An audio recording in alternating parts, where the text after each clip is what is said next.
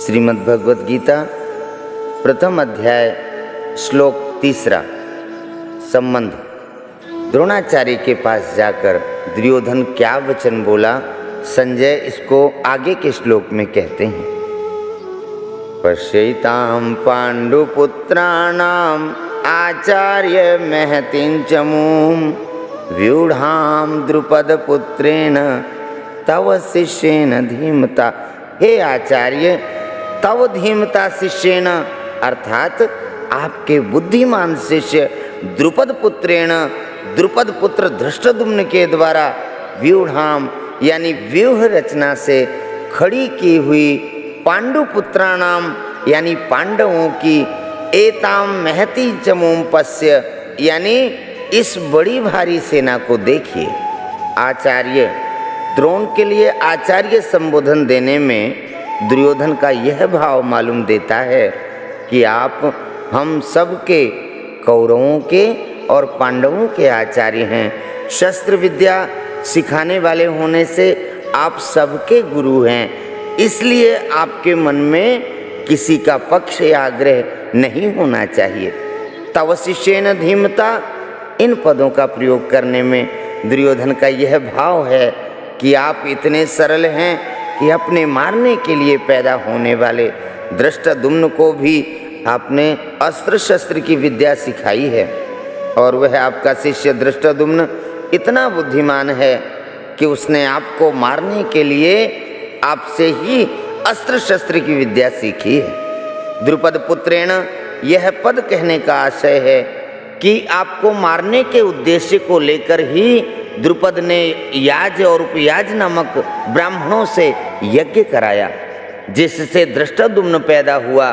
वही वह द्रुपद पुत्र धृष्टद्युम्न आपके सामने प्रतिपक्ष में सेनापति के रूप में खड़ा है। यद्यपि दुर्योधन यहाँ द्रुपद पुत्रेण के स्थान पर धृष्टद्युम्न भी कह सकता था, तथापि द्रोणाचार्य के साथ द्रुपद का जो वैर था, उस वैर भाव को याद दिलाने के लिए दुर्योधन यहाँ द्रुपद पुत्रेण शब्द का प्रयोग करता है कि अब वैर निकालने का अच्छा मौका है। पांडुपुत्राणाम एताम व्यूढ़ाम महतीम चमूं पश्य, द्रुपद पुत्र के द्वारा पांडवों की इस व्यूहाकार खड़ी हुई बड़ी भारी सेना को देखिए। तात्पर्य है कि जिन पांडवों पर आप स्नेह रखते हैं, उन्हीं पांडवों ने आपके प्रतिपक्ष में खास आपको मारने वाले द्रुपद पुत्र को सेनापति बनाकर व्यूह रचना करने का अधिकार दिया है। अगर पांडव आपसे स्नेह रखते तो कम से कम आपको मारने वाले को तो अपनी सेना का मुख्य सेनापति नहीं बनाते, इतना अधिकार तो नहीं देते, परंतु सब कुछ जानते हुए भी उन्होंने उसी को सेनापति बनाया है। यद्यपि कौरवों की अपेक्षा पांडवों की सेना संख्या में कम थी, अर्थात कौरवों की सेना 11 अक्षौहिणी और पांडवों की सेना 7 अक्षौहिणी थी। एक अक्षौहिणी सेना में 21,870 रथ होते हैं, 21,870 हाथी होते हैं, 65,610 घोड़े होते हैं, 1,09,350 पैदल सैनिक होते हैं। तथापि दुर्योधन पांडवों की सेना को बड़ी भारी बता रहा है। पांडवों की सेना को बड़ी भारी कहने में दो भाव मालूम पड़ते हैं। पहली बात है कि पांडवों की सेना ऐसे ढंग से व्यूहाकार खड़ी हुई थी जिससे दुर्योधन को थोड़ी सेना भी बहुत बड़ी दिख रही थी।